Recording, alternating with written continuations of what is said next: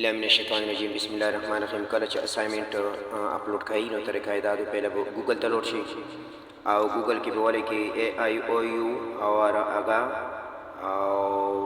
LMS به ولیکئ او تاسو ته به داسې ډایلاګ باکس کلو شي او داسې ډایلاګ باکس چې کله کلاو کړي نو دې باندې به بیا کلیک کړئ او دې باندې چې کله کلیک کړئ نو موږ ته به خپل ساین ان وروځي. ساین ان کې به موږ خپل آی ډي چې کوم لکه ویر کوو او دغه کې موږ مکمل آی ډي ویر کو او خپل آی ډي سره به کوم لکه @aiouedu.pk او نیکست په کلیک کو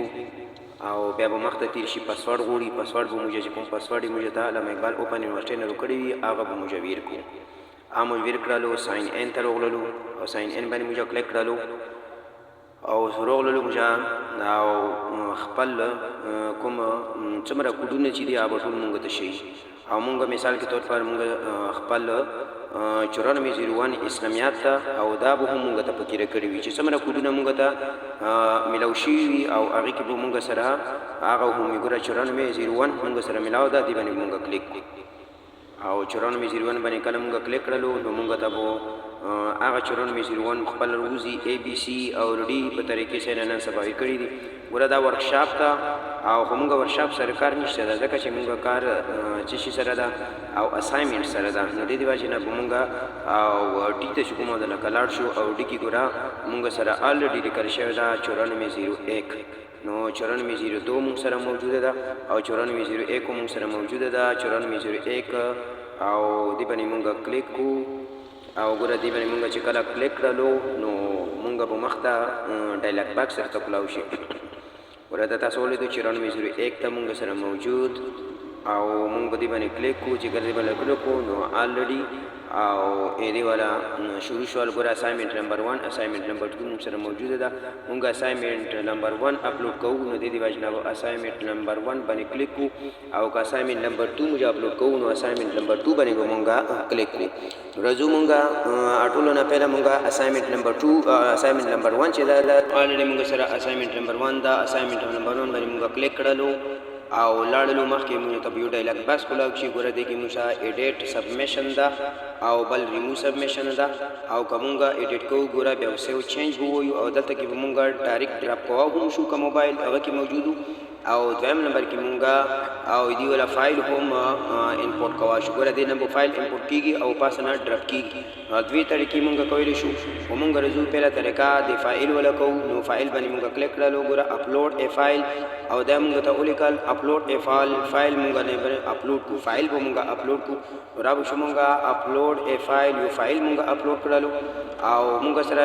ورکړ چې تاسو چې اپلوډ کول غواړئ نو چوز فایل لیکل دا چوز فایل باندې کلیک کې او دا کې به مونږ ته فایل وخوي. ګوره مونږ ته فایل وخدل چې تاسو کوم نه فایل اپلوډ کړئ مونږ یې چې درمنه فایل به درو ځای نه به فایل اپلوډ کې. ګوره مونږ سره ایمیج اډیو ویډیو ټول شي نه موجود دي خو مونږ یو ډاکومنټس دا هغه اپلوډ کول غواړو. را به شو مونږ دغه ډاکومنټس ته او ډاکومنټ باندې مونږ کلیک کو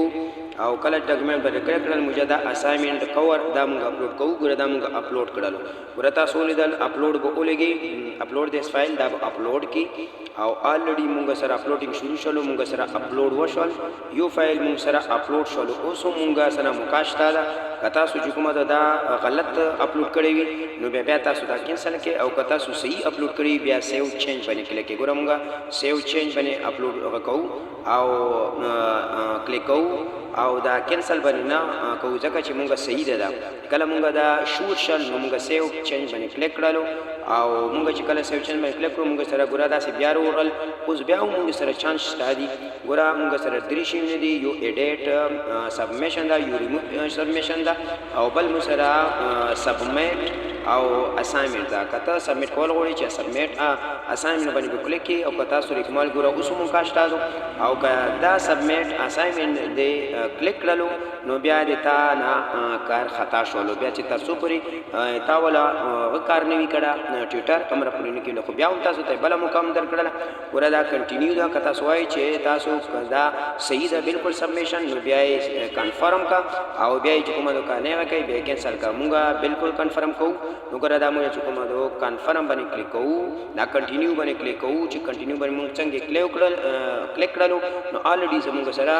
زمونږ اساینمنټ چې دا مکمل سبمیشن یې وشولو ګوره دا مکمل سبمیشن وشولو ګوره مونږ ته چې